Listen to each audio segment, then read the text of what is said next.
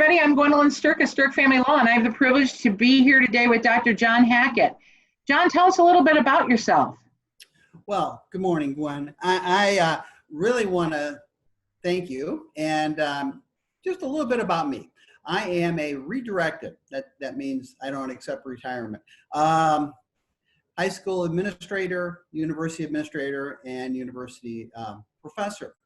I see myself as kind of a servant leader. My goal is to help people and organizations go from where they are to where they want to be, to add value to the people and the organizations, and honestly, then to our whole society. I really appreciate this thought.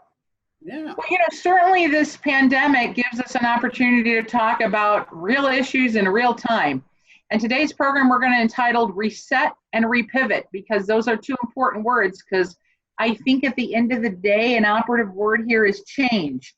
So John, I have several questions to ask you, and perhaps you can give us some directions on these. Does the stay-at-home order really have to result in isolation? Great question. No. Interestingly, I really believe that in the old saying that life is 10% of what happens and 90% of what you do with it. So I think we have a choice. And it's one of the blessings of this isolation, or maybe the opportunities, I would say, is that we don't have to be isolated. And honestly, in this day and age, we have a lot of ways we can connect. We just have to think of different ways to connect. Sure. So that gets to the next question then. How do you shift your communication style? Because things are new today. They certainly are. And I think it's interesting that in these times, you get a spotlight on certain things, like if you have not been a very good communicator in the past, it's going to really expose that. But communication is a skill. So if you develop a plan where you can take a look at a way to enhance your communication skills, okay, and you're going to be great. Well, then that leads to the next questions. What skills can you develop at this time to deal with this quote unquote new normal? Right. Well, it's funny. When people think about communication, it's always they think of what's the cute little line I have, or what can I say? Truthfully, in this time, when people's lives have really been kind of kittywampus, they've been changed upside down. If you've been moving automatic, you're not moving there anymore. Right. What you really need is someone who will listen. Listen. And you know what listen means? If you were to take listen, L-I-S-T-E-N, and spell it out, you could come up with S-I-L-E-N-T, which means silent. Just be present. And honestly, you can be present to someone at any time, even on a Zoom meeting. I think it's very possible. How do you listen? How do you question? How do you reflect? Well, then, if you're going to say, I'm going to adjust to this, right? You have to. You got to get new skills out there. How can you jumpstart and have an intentional plan to do this? Great point. I think one of the things that helps you with communication, if it's a skill, like riding a bike, like, any other skill that you've mastered, you have to practice it. Okay. Here's a good way to practice it that not only will add value to you, but to others. Make yourself a list. 3 to 5 people you can contact every day. And make a long list and kind of check it off. Why is that important? Well, 1, people always like to be checked in with. Sure. 2, it's a chance to practice your listening and using those questions that are open-ended. What, how, tell me more, and just making a connection. You'll be amazed. Go ahead. I just had a question. This not only applies to businesses, then it applies to you personally. Oh my gosh, Would that be yes. true? Mm-hmm. Oh my gosh, yes. The number one problem across our society is communication. So in a crisis like this, it gets exposed even more. Right. How can we learn to communicate better? And think about this. We're in what, day 44, right? Right. Not that nobody's counting. But anyhow, it gives us a chance. We're gonna be on the other end of this. Okay. And the way we listen and connect and communicate with people will be remembered, whether it's your aunt or your business partners or your business customers. Right. This is a great opportunity. Now, there has to be some suggestions though about this connection, because I think people are reacting in different ways. Some people, I know my attitude is let's get to work in this time because we got more availability to do more. Other people have different responses. So Right. how do you do that connection process? What skills should we use? That's a great point. I think one of the things that, to share personally what I do, is that I schedule my day. Okay. Now, as someone who works independently, a lot of the stuff I used to do isn't happening. So now I have a chance to set up my day in blocks.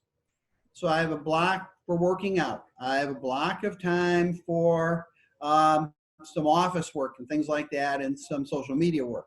Right. I then take a look at my little list that's on my desk of people I want to talk to, and I either call them, and I find calling to be very good, or I'll text or email. Remember, we have a lot of technology. Sure. You also have that little thing called Zoom. And yes, I do remember when Zoom really was a verb. Now it's a noun, Yeah, part of our everyday lives. It is. Right. And one of the things is the problem, and actually I just wrote an article on this, is that we have a misconception about Zoom. People think Zoom is a presentation platform. It's okay, what'd you do? You tell me, we're done. Well, actually, Zoom can be a great engagement platform. Sure. Think of that. Probably many people who are listening have already done Zoom meetings with their families. Right. So it's a great way to It's interesting. Yeah, and it's an interesting way, because then you got everybody talking at once or nobody talks at all. So you have all those struggles, and you really have to create a system to encourage that interaction. That's correct. Well said. And a way to do that is to keep a little checklist. Now, if it's a business meeting, it's going to have one thing. I've heard of several people who in businesses now do daily check-ins and daily checkouts. Okay. And I think there's a benefit to that because you get to see where people are at. Right. And actually, what Zoom allows us? It allows us into people's homes and into their lives. Mm-hmm. And it's okay to laugh when the dog comes barking through, or the two kids chase after each other through the office, which was your bedroom. And there is a chance we can connect. And I think one of the big dangers is we have to be careful not to get so efficient that we miss those human pieces. I follow Patrick Lencioni quite a bit from the Table Group. He talks about corporate health. 3 great rules. We need to be, in this time, exceedingly human, exceedingly persistent, and we need to be creative. Creative is moving Zoom from presentation to, hey, let's just have a check-in. Let's do a social hour. Right. Let's do a group discussion and make a plan for the future. Right. You can actually, there are several little small team building things you can do, which aren't really, we're not talking about hugging trees or trust falls, that's hard to do virtually. But we can talk about, has anybody thought about this? Or what have you learned in this time? Right. Or what's the funniest thing that's happened? Sure. I also think it's a good time to take an inventory of what you have or don't have in your business or in your home. What skill sets can you develop? Right. What can you learn? What can you do that's new? And think outside of the box, because I think a lot of people are feeling paralyzed in the process rather than using this as a new time. There's a lot of advantages of how we're working. Absolutely. No transportation time, additional time to break up your hours, take a break in the day, and I think that is also tools. And I think that people sometimes feel paralyzed in the process rather than using it or just embracing it. How would you suggest somebody go about embracing it?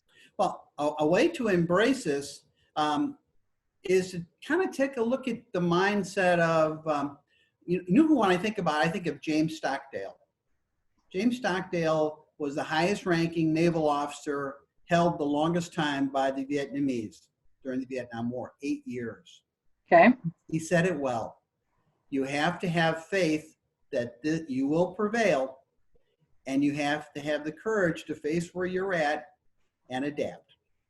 And that's called the Stockdale paradox. And it's really true. How are we going to adjust and adapt? Like, for example, the check-in and check-out times. Why is that important? Well, Forbes magazine did a study just last week of how much time people spend on devices now doing work, and they found that people are spending an hour to 2 hours more a day. Well, that's exhausting you. And when we're exhausted, we're not our best people. Right. So if you have a checkout time, that's the time we close off things. I've also heard this, turn off the devices for an hour and let's have dinner. Right, and come back to it and break up our day. Yes, exactly. Right. Because what you've done then is you've shown love for the people in your house. Well, how have you shown love? Well, in this case, love is spelled Time, time. Mm-hmm. How are you taking the time? And honestly, are you taking care of yourself? Okay. Do you need to take a walk? Do you need to use the elliptical machine, or whatever you need to do? But you've got to take care of you. It's kind of like on the airline. Remember when they say, okay, when we need an air mask to come down, who puts the air mask on first? The adults. Right. And frankly, if you're the leader of an organization, I have to tell you, you're the adult. Right, and then kind of guide and lead to everybody else to follow. And it's an interesting issue because I think that, you talked about that time and time management issues. It's taking longer in your day. Why is it? Because it's easy to sit and read emails and before you know it, 4 hours went by, your whole morning is gone, you don't have anything done. So time management, I think you're right, a check-in time, a check-out time, always good ideas to put it out there. Right. So we entitled this program, Reset and Pivot. What's your conclusion to everybody? How should they view this? I think that certainly this has been a challenging, awful time for many, many people. But we are on the downside. We are going to emerge from this. And the relationships and communication skills that you build now and enhance are going to be part of that story that people are going to be telling at Thanksgiving, whether it's about your family, your church, your business. We want them telling good stories. Build those relationships. People need you now, and honestly, you need them. Take advantage of it. And I think that you can take advantage of it, and I think you have to repivot. I'm thinking and addressing the small businesses that might be listening today. You hear the statistics, 25 to 50% of them in a real crisis may not make it afterwards. Got to be creative at this time. You can't sit back in the old ways. I think your words are wise. Reset and pivot today if you're listening.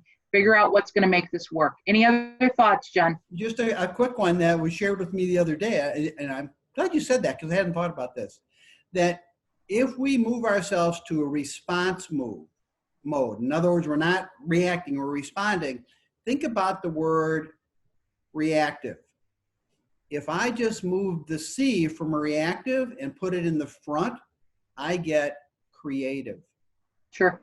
And if you think about it, this is a chance to be creative. There's, what do you got to lose? Try something different. Have some fun, learn from it, and let's move on. Very good. Well, everybody listening out there today, reset and pivot. It's a new day. Thanks, John, for your time. We really appreciate it. My pleasure. Thank you. Take care.